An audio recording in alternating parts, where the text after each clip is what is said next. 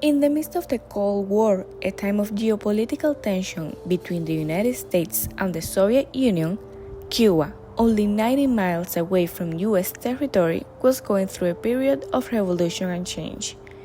In 1959, Fidel Castro and his guerrilla overthrew the US-backed dictatorship of Fulgencio Batista and established a socialist society ruled solely by the Communist Party and aligned with the Soviet Union. Cuba-US relationships worsened as Castro expropriated all US properties, and the United States imposed economic sanctions and secret operations to overthrow his regime. On October 16, 1962, an American U-2 spy plane revealed some photographs of suspicious construction activity in western Cuba. A low-flying RF-8AS later confirmed that Soviet nuclear missiles and infrastructures were being installed in San Cristobal, Guanajay, Zahuala Grande, and Remedios. These missiles, the SS-4 Sandal and the SS-5 Skin, were able to reach American territory. U.S. President John F. Kennedy did not reveal to the Soviet Union's Minister of Foreign Affairs, Andrei Gromyko, that he knew about the missiles during their meeting in the Oval Office on October 18th. By that day, Kennedy had met during several days with his advisors, who waited between an invasion to overthrow Castro from power, suggested by the Joint Chief of the Executive Committee of National Security, or a blockade proposed by the Secretary of Defense, Robert McNamara. They decided on the blockade, called quarantine because of diplomacy purposes. On October 22nd at 7 p.m., Kennedy reveals in a televised speech the existence of the missiles to the American people and the establishment of the naval blockade around Cuba until the Soviet Union agrees to dismantle them. Acting, therefore, in the defense of our own security and of the entire Western Hemisphere, and under the authority entrusted to me by the Constitution, as endorsed by the resolution of the Congress, I have directed that the following initial steps be taken immediately. First, to halt this offensive buildup, a strict quarantine on all offensive military equipment under shipment to Cuba is being initiated. The reaction in Miami was almost immediate. We could see in Miami what the rest of the nation didn't experience. We saw trains delivering supplies to soldiers to Deep South Day, where they set up these anti-missile bases there. We saw military trucks going down US 1 heading south also. We saw stores just being, all their goods, all their food items being sold out because we didn't know, and I mentioned this earlier, the uncertainty we had about the future. So I think that Miami was really on the cutting edge of a lot of this, more so than any other city because of our close proximity to Cuba, whereas most of the rest of the company didn't. They were scared to death, and we got to be resolute. We got to support our government, our president, and all that, which is important. But we saw it at firsthand. We saw soldiers all over the place. My girlfriend, I remember her talking about how she saw soldiers around Miami-Dade County Junior College, as it was known then. And that was the first year they moved to that site. They'd been over 95th Street and Northwest 17th Avenue prior to that. Wow. So we saw it firsthand, this militarization. But just as quickly as it appeared, it left because the crisis was resolved in about 13 days.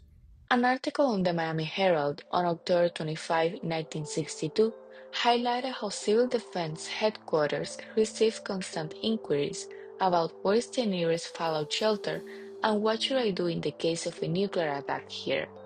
Families in Miami ran to the stores to buy supplies, mostly canned goods and bottled water. They, however, affirmed that they were not stockpiling. How much does this order cost you? I spent $18.90. Is this your normal order, or are you stockpiling? Oh, I'm not stockpiling. I feel that if anything were to happen, you wouldn't be able to eat it anyhow. You, ma'am, how much did your order cost you? My order came to $19.70. That's my regular weekly order. You're not stockpiling then? No, I'm not, but I noticed that most of the Cuban families are really loading up. I don't know what they're afraid of if we aren't. But I noticed one order came to about $45. On the other hand, David Goodman, the supermarket official, tells the press that they are about to run on canned goods. This busy. In the 20-odd years that I've been in this industry, in the food industry, it is rare that I have seen the mobs that have come into our stores since yesterday at approximately 12 o'clock. I could possibly compare this type of shopping to our 1948 hurricane, but we have been jammed up, we have been mobbed. People are buying like food is going out of style, primarily because of this Cuban crisis and our proximity to the Cuban situation. Cuban exiles believe, however, that this event would definitely end the Castro regime. Tonight's message gives us hope, said a Cuban exile to the Miami Daily News on October 23rd. Another article, this time from the Miami Herald, reads, "Exiles don't stick, shout with joy." A Cuban exile interview that day stated, "After 3 years of constant fight against the totalitarian regime of Fidel Castro, I see the final liberation of my beloved and unconquerable country very close." The Cuban American community actually was very excited. And the reason was because they figured, okay, the next step is that they are going to go after the Castro regime, and this is going to lead eventually to Castro being removed from power. So those who had been here at this point for maybe a couple of years were very excited because they were looking forward to going back home. Of course, we know that it didn't work out that way, and that actually the opposite happened, that Kennedy promised that he would not invade Cuba. But that was very interesting to me because in the moment of this extreme fear, we also have this extreme joy. Both the Miami Herald on its article, "Exiles Rush to Join Up," and the Miami Daily News on Young Cubans Flock to Join Yankee Army show on October 25th that over 10,000 Cuban exiles volunteered to enlist in the army forces. Among them, a 78-year-old man begging for the chance to join. Research showed that the Cuban Missile Crisis solidified Cuban Americans' strong anti-communist and anti-Castro political identity, strengthening their view of the U.S. as a potential savior from political oppression. This event reinforced their belief that the U.S. foreign policy toward Cuba should not be softened, and it helped them coalesce into a powerful political bloc that has significantly influenced U.S. policy on Cuba. This was really what turned Cuban Americans against the Democratic Party, period, right?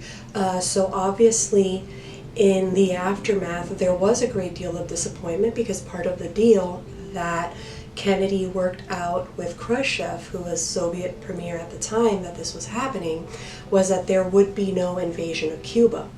So many felt very disappointed, maybe a certain level of betrayal, right? Because on the one hand, the United States is very staunchly involved in the Cold War, and then on the other hand, they are allowing this dictator, this threat, to remain in power so close to the United States. However, Miamians understood that, in times of crisis, they must come together and hope for diplomacy.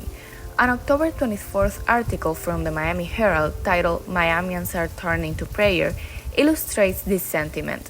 During the 13 days of the Cuban Missile Crisis, the Metro Commission at the Greater Miami Rabbinical Association requested all believers that they should pray for a peaceful resolution to the current conflict. Felt like we're all in the same boat. When you talk about nuclear warfare, nobody escapes it, no matter who you are. And so, we understood, different groups, different cultures understood that, we're all susceptible to, if it ever happened, to a nuclear destruction. I think it did. I think at Mass on Sundays, there were sometimes discussions about that, prayers for it, say at the end of Mass. So I think in some ways it was kind of a unifying experience and fear.